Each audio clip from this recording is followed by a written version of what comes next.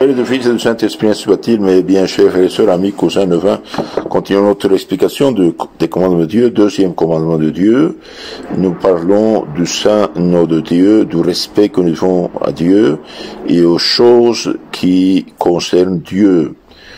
Donc, le deuxième commandement de Dieu nous ordonne de respecter le saint nom de Dieu et d'accomplir les vœux que nous avons faits. Dans le causerie antérieur, nous avons dit que nous devons invoquer souvent le nom de Jésus et de Marie. Et le nom de Jésus, eh bien, ça signifie Dieu sauveur, Dieu qui sauve, et donc celui qui l'invoque, eh bien, il reçoit sa protection. Les saints disent que le nom de Jésus, eh bien, nous aide à lutter contre le démon. Et les démons fuient et tremblent dès que on invoque le nom de Jésus et de Marie. Donc, invoquons souvent le nom de notre Seigneur Jésus-Christ, bien sûr, en vivant en grâce, en sainteté, en expulsant le péché et le démon de notre âme, en faisant une bonne confession qui efface tout péché. Et maintenant, on va voir comment nous devons estimer tout ce qui est destiné au service de Dieu, surtout ses ministres, les choses, les lieux sacrés et les cérémonies de culte. Nous devons montrer une haute estime pour les ministres de Dieu. Rodolphe de Habsbourg en donna un jour un bel exemple. À la chasse, il rencontra un prêtre portant le viatique à un malade. Donc il va à la chasse, l'empereur, eh bien il voit dans le chemin un prêtre qui amène le Saint-Sacrement, le viatique, à un malade. On appelle viatique la dernière communion que reçoit en mourant. Il a comme un viatique, il a une provision pour le chemin de l'éternité. Donc l'empereur rencontre un prêtre avec le Saint-Sacrement. Eh bien, directement, aussitôt, l'empereur descend de cheval, il offrit sa monture au prêtre. Donc, l'empereur descend de cheval, il demande au prêtre de monter sur son cheval. Celui-ci la lui ramena, mais il ne voulut pas l'accepter et lui en fit un don. Ben, je donne ce cheval, dit, à l'église, au prêtre, pour le service de Dieu. Le prêtre, en retour, lui prédit qu'il lui arriverait de grands honneurs et beaucoup de bonheur. En effet, 9 ans après, en 1272, il fut élu empereur du Saint-Empire romain germanique à Francfort. Donc, ce prince, il a été récompensé pour ce service qu'il a rendu au bon Dieu. Le prêtre, donc, représente Jésus. Et malheureusement, quand le prêtre ne vit pas, ne se comporte pas de manière sainte, digne d'honneur, bah, les gens aussi méprisent, et ça c'est un problème.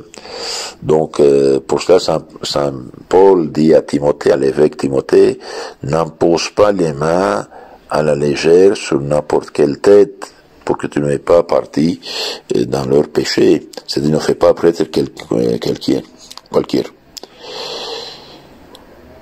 Même le païen, Alexandre le Grand, peut nous servir d'exemple. Le grand prêtre des Juifs, étant allé à sa rencontre vêtu de ses ornements et à la tête de tout le corps sacerdotal, ce roi païen, conquérant du monde, se prosterna devant le prêtre. Pas devant le prêtre en soi, devant la majesté de Dieu que représente le prêtre. Même un roi païen respecte le sacerdoce. Quand on lui demanda pourquoi il avait fait, il répondit, « Ce n'est pas le pontife que j'ai adoré, mais le Dieu dont il est le prêtre. » Voilà. Dieu exige ce respect. « Qui vous méprise, dit Jésus, me méprise. Qui vous honore, m'honore. » Saint Luc 10, 16. Donc celui qui méprise le sacerdoce, eh bien, méprise Dieu. Et l'Ancien Testament contenait déjà cet ordre. Gardez-vous de toucher mes joints, mes Christ, mes prêtres.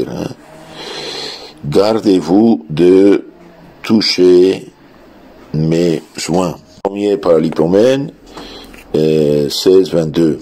Ne savez-vous pas, dit saint Jean Chrysostome, que les honneurs rendus aux prêtres remontent jusqu'à Dieu? Ne savez-vous pas que les honneurs rendus aux prêtres remontent à Dieu? Dieu commande aussi le respect des choses et des lieux sacrés. Dieu commande le respect des lieux et des choses sacrées. Ne t'approche pas, dit-il à Moïse au buisson ardent. Ôte tes chaussures, car la terre où tu te tiens est sacrée. Exode 3, 5. Donc Dieu exige respect pour les choses de culte, pour les choses de l'Église et les lieux sacrés, spécialement les églises. Tremblez devant mon sanctuaire, est-il dit encore, Lévitique 26, 2. Tremblez devant mon sanctuaire. Aussi est-il sévèrement interdit de toucher l'arc de l'alliance. Nombre 4, 15. N'entrez pas autrement dans le sanctuaire qu'au ciel même, et n'y faites ni dites jamais rien de terrestre, dit saint Nil. Donc grand respect pour l'Église consacrée à Dieu. Dans l'Église, on ne parle pas, on ne court pas, on n'ouvre pas son téléphone, on ne parle pas aux gens, on ne tourne pas la tête, on doit se vêtir chrétiennement d'une manière pudique et décente. Quand il y a un mariage, quand il y a une première communion, eh bien les femmes doivent aller vêtues décemment, couvrir leur corps, et non un défilé de mode. Sinon, il faut empêcher. Tremblez devant mon sanctuaire, dit-il dans le Lévitique 26, 2. N'entrez pas autrement dans le sanctuaire qu'au ciel même, et n'y faites ni dites rien, jamais de terrestre. La sainteté, Seigneur, doit être l'ornement de votre maison, dit le psaume 92, 5. Nous sommes aussi tenus de respecter les cérémonies religieuses, les processions. Dans la messe, on parle pas, on se promène pas, on va pas fumer une cigarette en dehors, ou regarder son téléphone, etc., etc. C'est vraiment, c'est manque de respect à Dieu. Donc, la sainteté de Dieu exige le respect pour les cérémonies religieuses. Sainte Élisabeth de Hongrie déposait sa couronne à la messe et n'y emportait jamais de bijoux, par respect. Dans beaucoup de diocèses, les fidèles y restent agenouillés tout le temps. C'est par respect pour l'Évangile que nous l'écoutons debout. Et il va sans dire que la réception des sacrements exige le plus profond respect. Donc, respect, honorer le Saint nom de Dieu, ne pas prendre en vain le Saint nom de Dieu, signifie avoir un grand respect pour le Saint nom de Dieu. Il faut l'invoquer avec respect, affection, notamment au commencement de chaque action, dans nos besoins et à la de la mort. Et aussi, nous devons montrer une haute estime pour tout ce qui est destiné au service de Dieu, surtout pour ses ministres, les choses de culte, les lieux sacrés et les cérémonies religieuses. Si Dieu veut, dans la consigne suivante, nous verrons que nous sommes tenus de souvent louer Dieu pour ses perfections, sa bonté infinie, surtout après avoir reçu de lui des bienfaits infinis. Et puis nous parlerons de ce que ce commandement interdit. Le respect de Dieu interdit la prononciation inutile du nom de Dieu et d'autres choses sacrées, de faire des blagues, etc.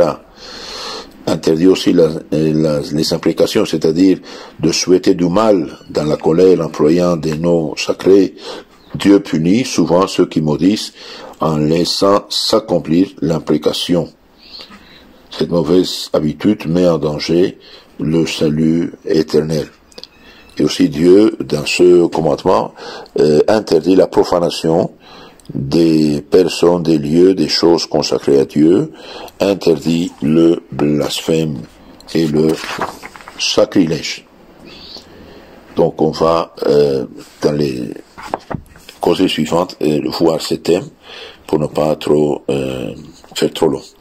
Que Dieu vous bénisse, la Sainte Vierge vous garde, ayez la charité, comme je vous ai déjà dit, de renvoyer ces causeries à vos contacts, de vous souscrire à notre canal, de faire de l'apostolat. Beaucoup de gens, beaucoup de baptisés vivent dans l'ignorance malheureusement, et même dans les superstitions, ou l'indifférence, ce qui est péché aussi. Donc il faut aider à son prochain à évangéliser. Il faut les évangéliser. Et le degré suprême de la charité chrétienne, précisément, c'est de s'occuper du salut du prochain, de l'aider, et d'illuminer son intelligence avec la sainte doctrine, pour que sa volonté aussi se rectifie et fasse la volonté de Dieu et se sauve. Que Dieu vous bénisse, la Sainte Vierge vous garde. Amen. Au nom du Père et du Fils et de l'Esprit. Amen.